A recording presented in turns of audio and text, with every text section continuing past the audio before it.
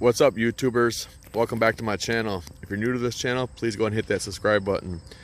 Any questions or comments, please leave down below. If this video was helpful or if you like this video, please give it a thumbs up. In today's video, we're doing a walk around on my 1978 MGB convertible sports car.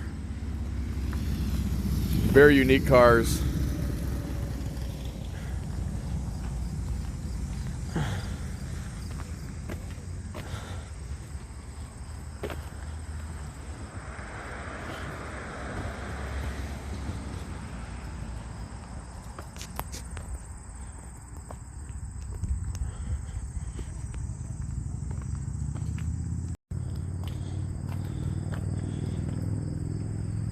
Previous owner that I bought this car from gone ahead and did the whole interior.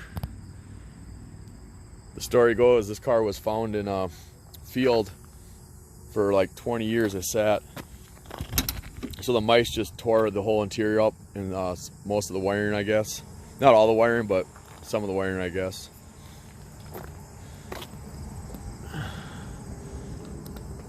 It's only got 40,000 miles.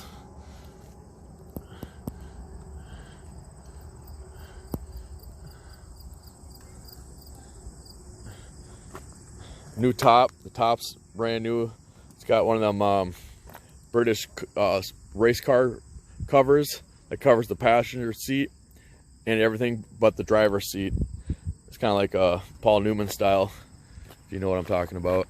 I've never actually installed it yet, but I mainly just drive it with the top down.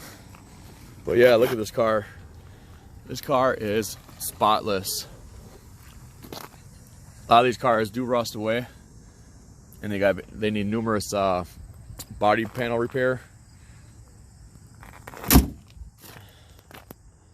I'm gonna show you underneath the car.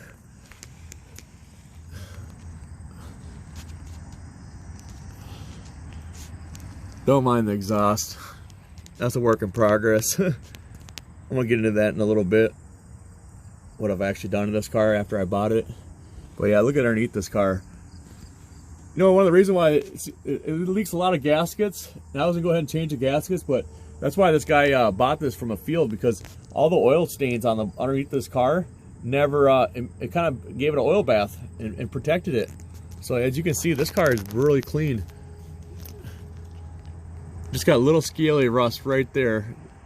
Nothing to fuss home about.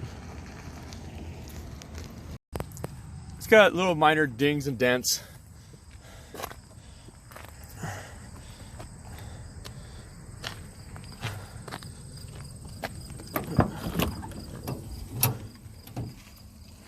But as you can see how clean this car is.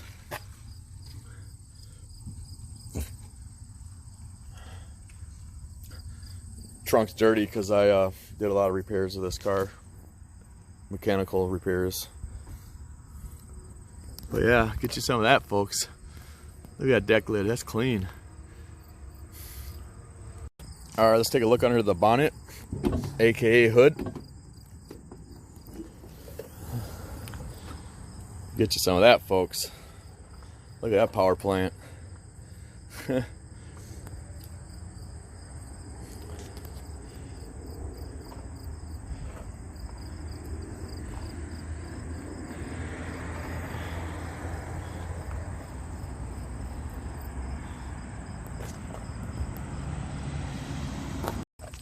So after I bought this car, I drove it for about a month. It started running really bad. It went idle, and it'd take about 10-15 minutes to warm up. And so I thought it was the carburation. I tried adjusting the factory carb, which I'm not really familiar with. I ended up replacing the carburetor with a Weber 32/36 DGV, I believe they're called. Could be wrong on that, but I'm pretty sure that is. It's a from Redline. Weber carburetors, if you know, are very general carburetors that fit on a lot of import cars. Anywhere from Toyotas, the Mazdas, to British cars. You know, I know the enthusiasts, the real enthusiasts for the Triumphs and the MGBs family, they do not really prefer the Weber, but They like the S&U, stronger upper draft, dual carb setup or whatnot. But I went with this. It's still not a cheap setup. This alone was like 600 bucks. Then I had to get the intake too that came with it. And then I had to buy a header pipe to install. And I ran into some problems. I actually cracked my brand new intake manifold because the Weber had a little bowl on the bottom for an inlet for water cooling, which I bypassed, but it bottomed out on the header down below here, and I ended up cracking one of my ears on my intake. So I had my buddy TIG weld it, and then I had a JB weld it, and then I siliconed it, and it works, you know. I do want to get a new one of these, but not right now. But anyway, after I got that all installed, it ran really bad still. I could not understand it. What the heck? So I did some more testing. Could not figure it out. Then I started thinking about my head, the head gasket and the valves. I was like, maybe I got some intake problems on the valves. So I ended up ripping the head off and getting the head tested. And here it found out all my exhaust ports were cracked. So not only I couldn't get new valves in my head, I had to buy a brand new head. So I ended up going to Moss Motors and getting a brand new cast iron head. They have aluminum or cast iron. I went with the cast iron. After I got the head from Moss Motors, I had to do a lot of exchanging of the parts, swapping of the like all these air valves. They are different thread size, so I actually had to go get some bolts that actually fit in there. And a lot of the stuff didn't match up. It was kind of hard, and these British motors they're really hard to find the thread size. So it took me quite a bit of time just to get it down, get it all matched up and exchanged, whatnot. Then I removed the clutch fan, the engine fan, and I actually went with the electric fan. And I actually did a YouTube video on how to install this. I'm gonna tell you, this is the cat's meow. I wired it up. It comes with its own relays. It's got a relay and fuses. The relay's right here. I'm seeing if I can get. Oops, I'm gonna change my camera angle. Yep, here's the relay, and here's some inline fuses. So yeah, check that video out if you're interested. But let me tell you, these cars are known to run a little hot, and I just, it kind of bothers me running engines hot. So I actually bought a 160 thermostat, and I installed that electric fan. And let me tell you, this thing barely crawls off of the blue on the cooling part. And I ran a override switch too under the dash. Here, I'll show you guys that. Right there. This little switch right there. See there, I turned it on. Works good. I did put a probe into the radiator like it says in the instructions, but you always need to run an override switch just in case that fails. But that barely comes on. This thing runs really cool. So I highly recommend you guys installing them electric cooling fans. And it still has the factory fans in here that were still hooked up right off the switch. So it's got dual setup for fans, but these don't even come on. I don't even know what them are set at anymore. After I installed the electric fan, these factory fans don't even really come on. Don't really need them.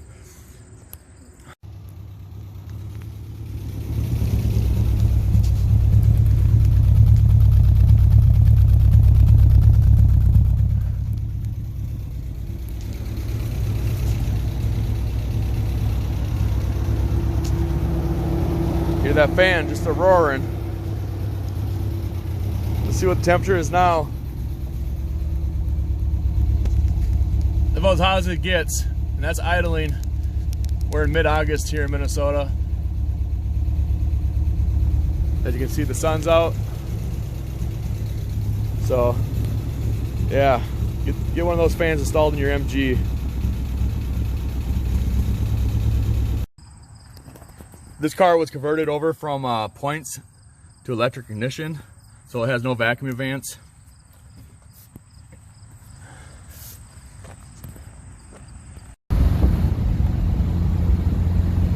This car rides so smooth down the road. That's what my temperature gauge runs at. Good oil pressure. Get you some of that, folks.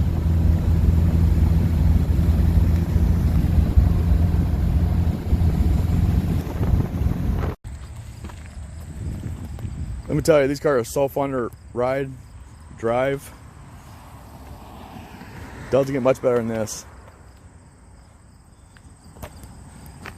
I wish it had the factory chrome bumpers that they originally made with these cars, but in the States here, we have this 5 miles an hour bumper rule.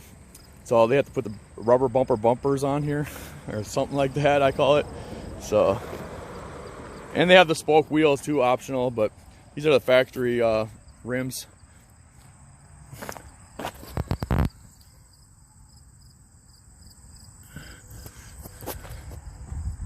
But yeah, these cars are really good investments. They're fun to work on, actually. They can be trying at times, but you know, it's a good project car. Very dependable once you get them tuned in right, though.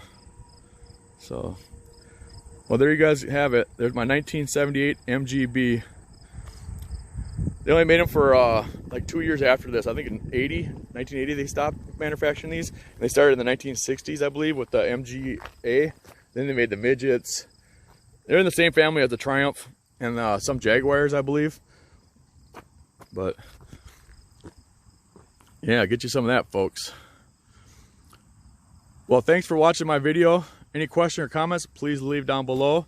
And if this video was helpful or if you liked it, please give us a thumbs up. Until next time, peace.